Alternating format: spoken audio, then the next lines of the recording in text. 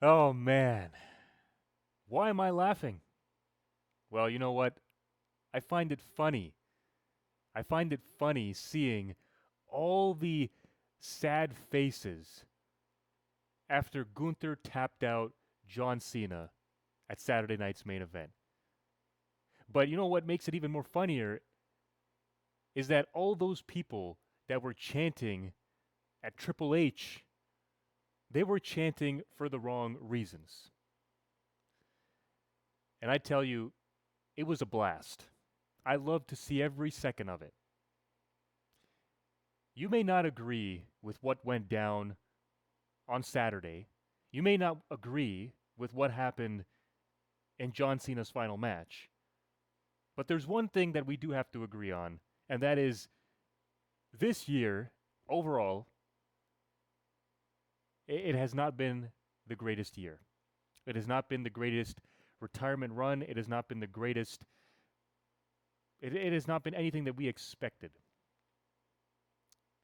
And Triple H got what he's earned.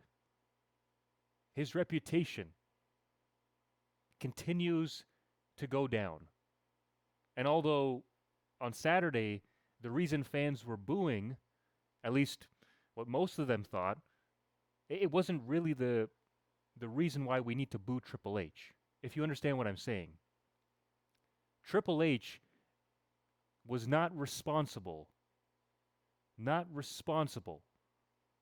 for the ending of that match. John Cena was the one responsible. So if you're watching and you're hostile and you're angry and you're upset, just chill. Just chill, sit down, take a deep breath, do some box breathing. I know that works for me. Take a sip of your beer and just chill. If you disagree with the way that Cena went out, you're entitled to your opinion. But just know this, that if you are chanting at Triple H and you are telling this guy that you believe this ending was something that encompasses how bad of a booker he is, then what you're doing is you are disrespecting John Cena's decision to go out like this because that was his decision. Now, if you wanted to boo somebody, you boo the guy that made the decision. But we're not going to boo the guy who made the decision because that's the guy who's retiring. So, although it's not that Triple H should not be booed, as I said, I found it funny because I thought it was needed. It was needed. They needed to hear this, and I think it was like, you know, everything was bottled up for this entire year. I mean, we saw like PLE after PLE and show after show. We kept thinking like, you know what? Okay, the next one they might blow us away with something. You know what? The next one, Cena's gonna be wrestling, and we're looking forward to that one. Yeah, the last one wasn't the greatest, but we still got, you know, 4 or 5 dates left. We still got 2 dates left. But this was the last one. So it was the straw that broke the camel's back, and they said, screw it. Screw it. The end of the show, they were chanting at this man. Post show, they were chanting, "You effed up." If you guys watch the post show, Triple H, I mean, certainly he gets a lot of flack already. I'm sure he's gotten so much this year already. He certainly reads the internet tweets and comments. He was not so sure of what to say. Like, he was at a loss for words.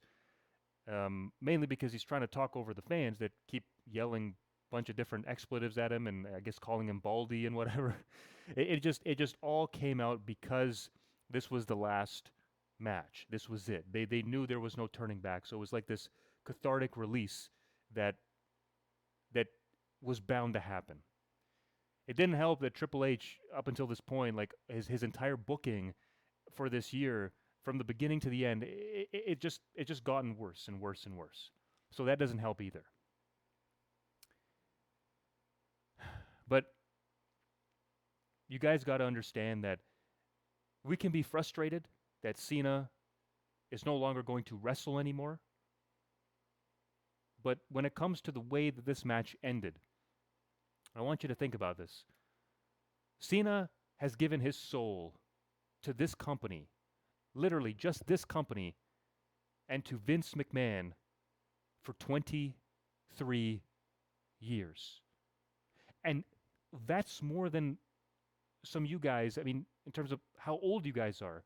It's more than how much you guys are of age. And when you think of it, throughout that time frame, throughout the time that he was a babyface, he didn't tap out. He never gave up.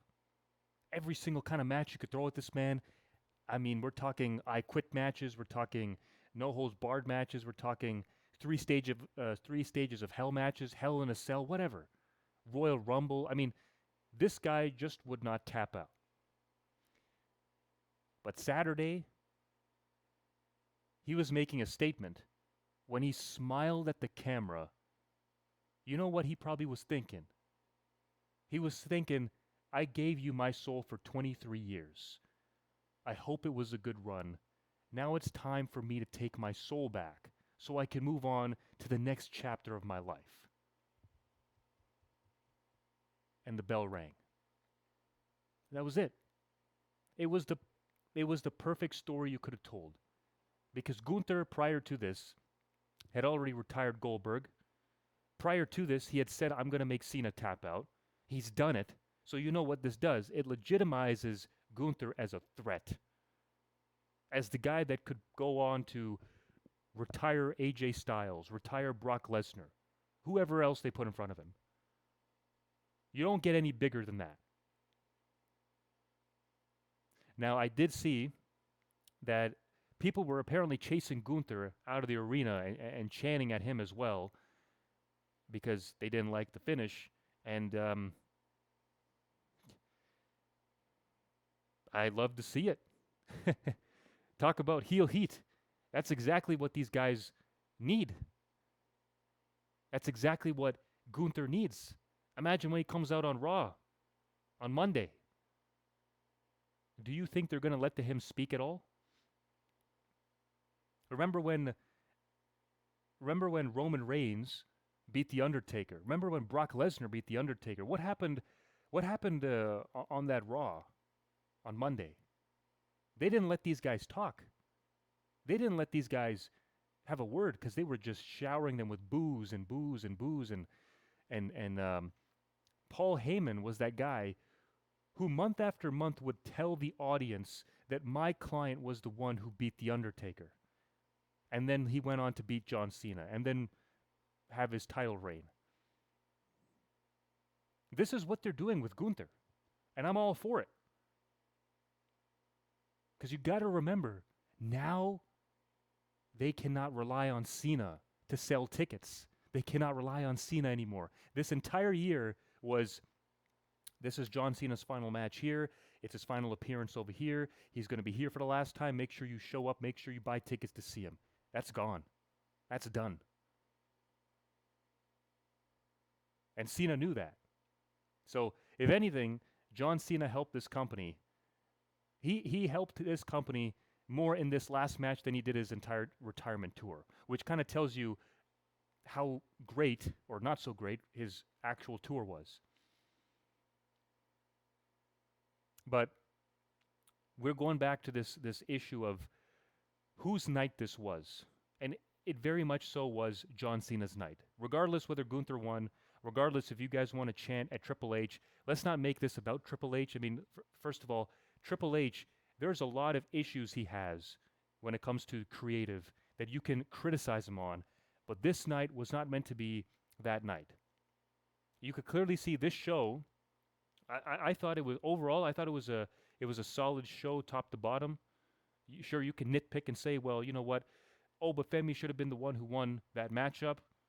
You know, Drew McIntyre should have interfered afterwards instead of doing it in the middle of the match. Sure, you could say that. You could say that. Well, The tag team match needed some more time. They didn't give it enough time to breathe. Sure, you could say that too. You could say, well, Cena, instead of tapping out, he could have, lost by pinfall, or he could have passed out. Thing is, doing it that way would have been quite lame, because I mean, he's passed out before. I'm sure he's passed out before. Pinfall, he's taken pinfalls. But how do you really make a guy go from where he is, like where Gunther is now, to where you want him to be, and that's sort of the next legend killer? You have him do what he's gonna say, and execute, and have no feelings about it at all, and just walk out. Like that line that was mentioned by Michael Cole. It was on commentary, and I thought it was the coldest line of the night. It actually made me laugh even more when he said this. He said, "Tonight, professional wrestling destroyed sports entertainment." And man, I popped big. I was like, that really sums up where we're heading. And that really sums up what Cena wanted the fans to understand. He wanted the fans to understand this, that he's no longer going to be in the limelight, and this is the guy that they trust will trust for the next many, many years. So therefore, he is the guy that I am going to give my all to, and tap to for the very first time in 20 years. So again, Gunther has a future forward. Cena, we'll probably see him again. He won't be ever, from what he's saying, he won't be wrestling again. But I thought the way that they sent this man home, I mean, he was watching his tribute video, and then he took off his shoes and his armbands and wristbands, and was holding up the titles. I mean, if we're comparing this to Goldberg's retirement, I thought this was like 100 miles ahead. I thought it was incredibly well done. I loved it. I laughed. I cried. I loved it. So this is the way Cena wanted to go out, and if it's how he wanted to go out, if he's content with it, there is no reason the fans need to be so uptight and upset that, well, Cena tapped out on his last match. It's been the first time he's tapped out in 20 years. And he did this for a reason, because he knows that this is the moment that I'm going to give back to the future of this company. And the best way to do it, with how great I am, how credible I am, I'm going to tap out, and I'm going to make this a moment to remember, a moment in history to remember, because that's how much of an impact he has. So now giving that rub to Gunther, I mean, is absolutely, you can't even put it into words how incredible that is for him. So he now carries the aura of the man who retired Cena. And that narrative weight sets him up for main event programs. It could be against Cody Rhodes. I know a lot of people are saying, well, what if we have him face Cody? I mean, I was thinking about this, having this matchup at WrestleMania. It could happen. Seth Rollins, perhaps. Braun Breaker, perhaps. But every opponent who faces Gunther now has to contend with the fact that he ended Cena's career. So he carries this sort of this streak that Cena's never tapped out. He broke that streak. The one final thing I'm going to end off on here is that no matter what they decide to do with what they decide to do with Gunther, they have to have a follow-up plan.